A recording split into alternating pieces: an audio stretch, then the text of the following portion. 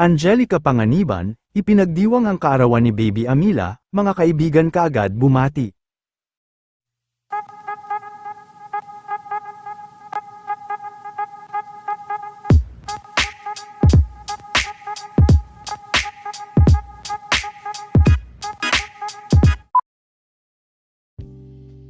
Bilang pagdiriwang sa ikalawang kaarawan ni Baby Amila, ay ibinahagi naman ni Miss Angelica Panganiban, ang isang mixing video ng kanilang anak na si Amila.